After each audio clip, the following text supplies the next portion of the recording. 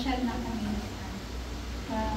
Hanggang hindi, siguro naitid namin na kaya na panahon na nag-certificate tao.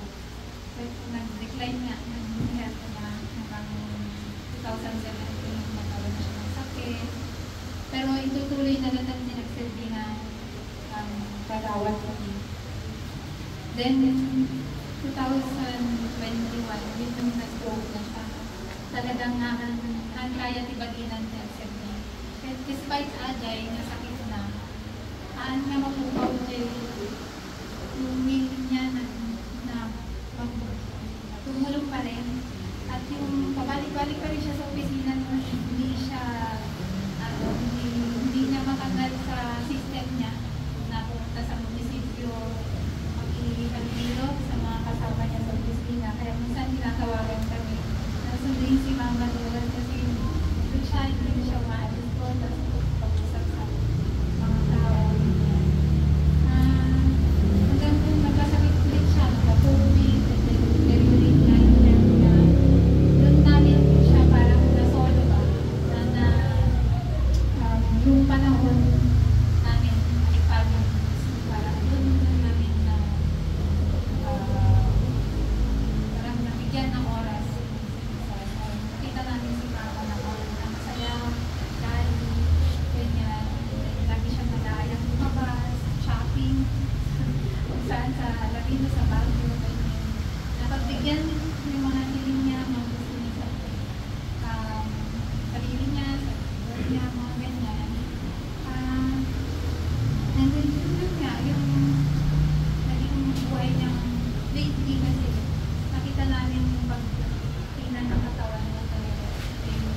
From every 3 months siya may sasabi dati, every month, and then, although nakita namin lumalaban talaga siya sa pool, lumabas pa kami, nagbader pa kami.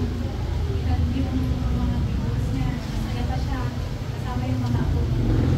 Pero may time na sabihin niya sa amin, mga to, doon sa inyo, pag namatay ako siya. Tapos, may time pa na pag may nararamdaman siya ng sakit, kaya ko na. Alam yung para siyang nagpapaalam na yung time na yun. Pero ina-enjoy namin presence niya. Lalo pag magkakasama kami kasama yun natin. Kasi yun yung pinaka-wish niya, yung magkasama ng mga apo niya, masaya, na-enjoy yung mga ito.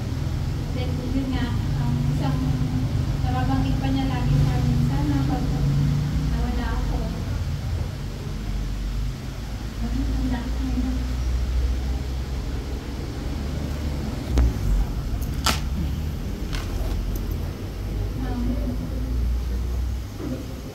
yung time na nagsi-CPR na sa listing, hindi ko makikay na sila.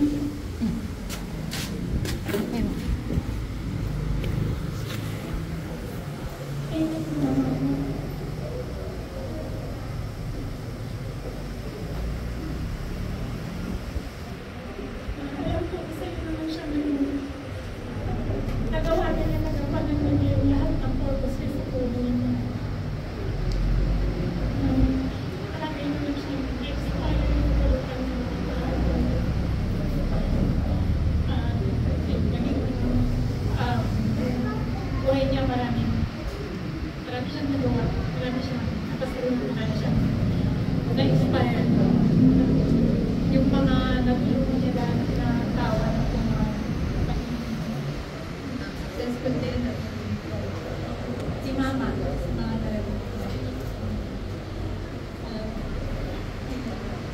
Mama, alam ko masaya ka na makakapagpahinga ka na. Halos 8 years pagkakasakit mo. Na-enjoy namin yung presence mo, yung kakulitan mo, kahit pasaway ka. Kasi si Mama kung saan-saan siya yung pasaway talaga, tinatakasan niya yung bantay niya. Kaya, pero hinahayaan na lang namin siya pag-enjoy kung ano yung gusto niya gawin sa sarili niya.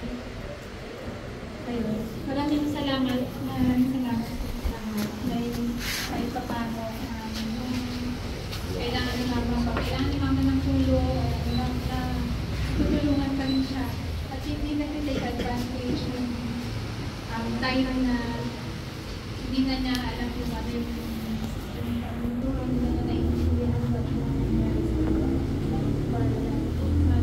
Maraming nagagabay sa kanya. Lalo na sa pinagsilbihan ng bayan. So, maraming salamat.